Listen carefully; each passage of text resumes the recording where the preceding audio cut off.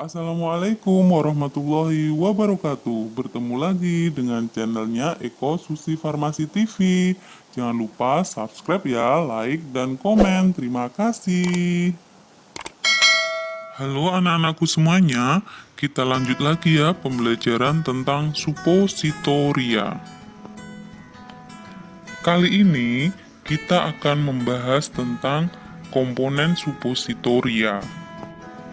Komponen suppositoria terdiri atas bahan aktif atau bahan berkhasiat, bahan tambahan, dan basis atau bahan dasar suppositoria. Bahan dasar suppositoria. Bahan dasar suppositoria yang ideal harus memiliki sifat sebagai berikut. Yang pertama, padat pada suhu kamar sehingga dapat dibentuk dengan tangan atau dicetak, tetapi akan melunak pada suhu rektal dan dapat bercampur dengan cairan tubuh. Yang kedua, tidak beracun dan tidak menimbulkan iritasi. Tiga, dapat bercampur dengan beragam jenis obat. 4. Stabil dalam penyimpanan, serta tidak menunjukkan perubahan warna, bau, dan pemisahan obat. 5. Kadar air cukup. 6. Tidak menimbulkan alergi atau reaksi sensitivitas. Yang ketujuh, untuk basis lemak, bilangan asam, bilangan iodium, dan bilangan penyabunan harus jelas. Bahan dasar suppositoria yang gunakan sangat berpengaruh pada pelepasan zat terapeutik. Bahan dasar suppositoria ini dapat digolongkan menjadi 3, yaitu yang pertama adalah bahan dasar berlemak. Contohnya, oleum kakao atau lemak coklat. Beberapa hal yang harus diperhatikan pada penggunaan bahan dasar oleum kakao adalah sebagai berikut. Yang pertama, oleum kakao merupakan trigliserida dari asam oleat, asam stearat, dan asam palmitat yang berwarna putih kekuningan, berbentuk padat, dan berbau seperti coklat. Oleum kakao dapat meleleh pada suhu 30 derajat sampai 36 derajat Celcius, sehingga merupakan basis suppositoria yang ideal.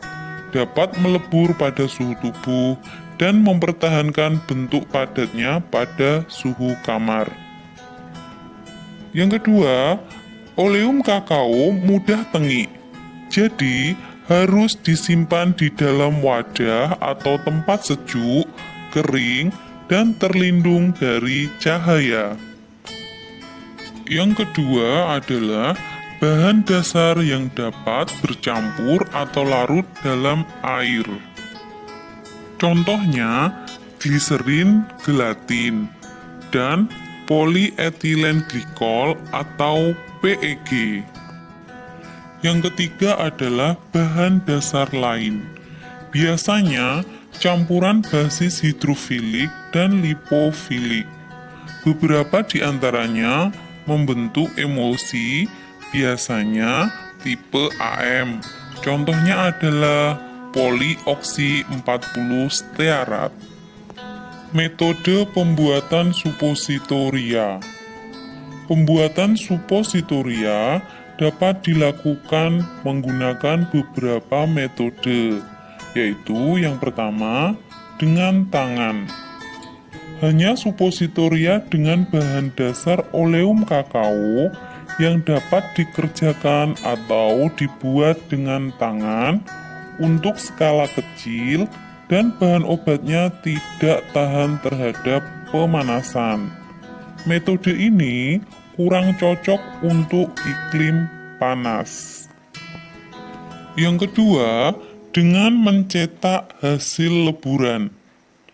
cetakan harus dibasahi terlebih dahulu dengan parafin cair untuk supositoria basis gliserin gelatin. Untuk supositoria dengan basis oleum kakao dan PEG, cetakan tidak perlu dibasahi karena sediaan akan mengerut pada proses pendinginan dan terlepas dari cetakan. Yang ketiga adalah dengan kompresi. Pada metode ini, proses penuangan, pendinginan, dan pelepasan supositoria dilakukan dengan mesin secara otomatis. Kapasitas mesin 3.500 sampai 6.000 supositoria per jam. Evaluasi mutu. Setelah dicetak, supositoria yang dihasilkan harus diperiksa terlebih dahulu. Pemeriksaan yang dilakukan antara lain, yang pertama, penetapan kadar zat aktif dan disesuaikan dengan kadar yang tertera pada etiketnya. Yang kedua, pengujian titik lebur, terutama jika digunakan bahan dasar oleum kakao. Yang ketiga, uji kerapuhan, untuk menghindari kerapuhan selama pengangkutan. Yang keempat, uji waktu hancur, PEG 1015 menit, oleum kakao dingin 3 menit. Yang kelima, uji homogenitas. Pengemasan supositoria.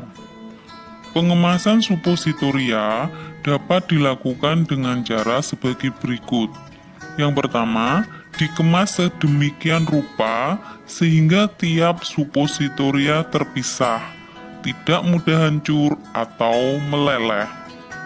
Yang kedua, umumnya dimasukkan ke dalam wadah atau bungkus aluminium foil atau strip plastik sebanyak 6 hingga 12 buah, kemudian dikemas dalam dus. Yang ketiga, menurut Farmakope Indonesia edisi 4, penyimpanan supositoria dengan basis oleum kakao disimpan dalam wadah tertutup baik, sebaiknya pada suhu di bawah 30 derajat Celcius, sedangkan supositoria dengan basis gelatin tergliserinasi disimpan dalam wadah tertutup rapat, sebaiknya pada suhu di bawah 35 derajat Celcius. Untuk supositoria dengan basis PEG, di etiketnya tertera basahi dengan air sebelum digunakan. Dan meskipun dapat disimpan tanpa pendinginan, supositoria ini harus dikemas dalam wadah tertutup rapat. Demikian pembelajaran hari ini. Tetap semangat dan selalu menjaga kesehatan ya. Sekian, wassalamualaikum warahmatullahi wabarakatuh.